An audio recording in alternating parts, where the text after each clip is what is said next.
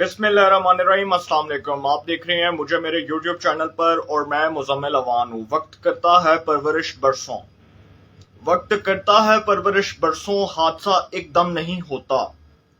ये फवाद चौधरी साहब जो हैं उन्होंने अपनों पर ही लंका डाल दी। साबिक वफाकी वज़ीर इत्तलात व नशरियात फवाद हुसैन चौधरी साहब ने अपनों पर ही लंका डाल दी। ये बात करते हुए जावेद चौधरी साहब को, हमारे उस्ताद मोहतरम सहाफ़त का एक बहुत बड़ा नाम जावेद चौधरी साहब, जो पाकिस्तान के एक बहुत ही बड़े सीनियर एंकर पर्सन, बहुत ही मुमताज़ किस्म के सहाफ़ी, मुमताज़ कॉलम नवीस, उनको उनके प्रोग्राम कल तक जावेद चौधरी के प्रोग्राम के अंदर फवाद चौधरी साहब ने ये बात की कि जी वो जो राना सनाउल्लाह साहब के खिलाफ वो जो एंटी नारकोटिक्स फोर्स की जानिब से जो केस बना था, वो जो शहरियार अफरीदी ने कस्में उठाई थी, वो सब झूठ था, वो सब मन गढ़ंत था। उसकी बुनियाद जो बनाई गई, जिस बुनियाद पर उस केस को बनाकर पेश किया गया, ये सब बकवास था। बड़ी मायूसी हुई हमें इस पर, और मैं तो कैबिनेट के इजलास में भी कह चुका था कि ये सारा कुछ जो है वो मन गढ़ंत है। फिर वो कहते हैं कि जी मैंने कैबिनेट के इजलास में भी ये कहा कि ये झूठा केस है। एएनएफ के जो कंसर्न ऑफिसर हैं वो कैबिनेट का इजलास छोड़कर चले गए थे। तो मतलब अब वो इस बात का इतराफ कर रहे हैं। वो कहते हैं ना कि जब चोर चोरी करता है, जब चोर चोरी करता है तो उसको पकड़ के आप सजा देते हैं, आप उसको मारते हैं, आप उसको थाने लेकर जाते हैं, आप उसके खिलाफ एफआईआर दर्ज करते हैं, आप उसके खिलाफ मुकदमा दायर करवाते हैं। तो उसके बाद जब उसकी फेंटी शेंटी लग जाती है, अच्छी खूब खासी आप उसको फेंटी लगवा देते हैं। फिर वो कहता है यार मैंने छड़ दियो, मेरी कोई गलती नहीं सी, मेरे को गलती नाल हो गया। वही हाल फवाद चौधरी साहब ने अपनी जमात का किया कि चोर तो चोरी करता ही था, चोर ने तो चोरी की, लेकिन जब चोरी पकड़ी गई तो फिर आके पैरी पै गए, फिर क्या कि जी सानू माफी दे दियो। वो कहते हैं ना कि वो कहते रहे ना कि वक्त करदा है परवरिश बरसों, हादसा एकदम नहीं होता। भाजी ਜਿਹੜਾ हादसा होया ना, ਜਿਹੜਾ फवाद चौधरी साहब ਹੁਣ इंकशाफ कह रहे हैं कि जी ਇਹ गलती हुई है ਸਾਡੇ ਕੋਲੋਂ ਤੇ ਸਾਨੂੰ माफ कर दियो। वो पंजाबी की है ना वो मिसाल के जिथे दी खोती उथे आन खलोती, तो वो वाला हिसाब फवाद चौधरी साहब ने अपनी जमात के साथ किया है। और सिर्फ यही नहीं बल्कि उन्होंने justice Qazi Faez Isa, supreme court of Pakistan के सीनियर जज, मोस्ट कॉम्पिटेंट जज, उनके बारे में ये इंकशाफ करते हुए कहा कि जी वो भी हमारी गलती थी, वो तो हमें केस दायर ही नहीं करना चाहिए था। सुप्रीम कोर्ट ऑफ पाकिस्तान में जो सदारती रेफरेंस गया सदर मुमलिकत की जानिब से कि जी हमें वो खबर मिली कि जी इनकी बैरून मुल्क जायदादें, और वो फरोग नसीम जो उसका मरकजी किरदार थे, आज उनसे पूछा जाए। फवाद चौधरी साहब ने कहा आज उनसे पूछा जाए कि आपने ये मन गढ़ंत और बेबुनियाद जो केस था, ये किसके कहने पर आपने सुप्रीम कोर्ट ऑफ पाकिस्तान को रेफर किया। तो सर मौसूफ आपकी गुजारिश, आपकी खिदमत में गुजारिश ये है कि इस वक्त तो सदर मुमलिकत की कुर्सी पर आप ही की जमात के आरिफ अलवी साहब उस ओहदे के ऊपर बराजमान है, तो उनसे कहें कि जी जो केस आपकी जानिब से, जो सदारती reference supreme court of Pakistan को भेजा गया कि जी ये जो जज साहब हैं इनकी एहलिया की और इनकी बैरून मुल्क प्रॉपर्टीज हैं, तो आपने तहकीकात करवाई, क्या निकला?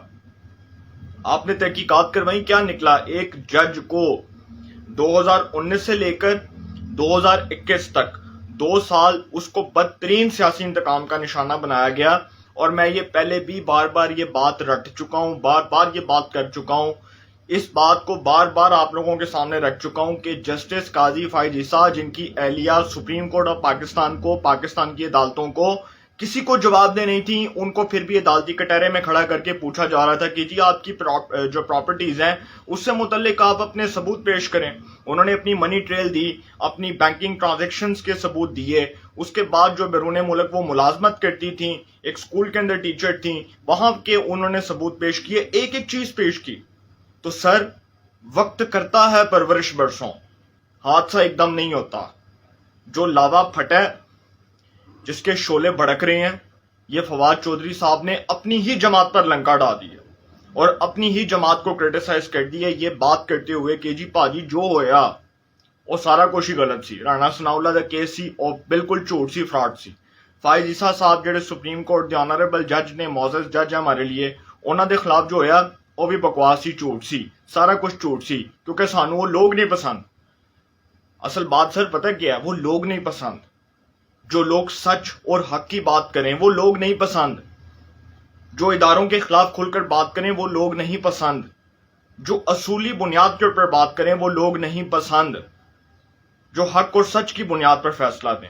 اصل بات یہ تھی، رولا یہ تھا، کیونکہ اس وقت رولا یہی پڑا ہوا تھا کہ یار سپریم کورٹ آف پاکستان کے تو جو ایک معزز جج ہیں، انہوں نے تو بڑا سخت فیصلہ دے دیا فیض آباد دھرنا کیس کے اوپر، تو کسی طرح جو ہے نا چھٹکی لٹکا دیو، کسی طرح یار کوئی کیس نکالو کہ کسی طرح جو ہے نا وہ جج صاحب کے اوپر پریشر ڈالا جائے۔ وہ جج صاحب آج بھی آئین قانون کے ساتھ کھڑے ہیں، آئین اور قانون کے بنیادی اصولوں کے ساتھ کھڑے ہوئے ہیں۔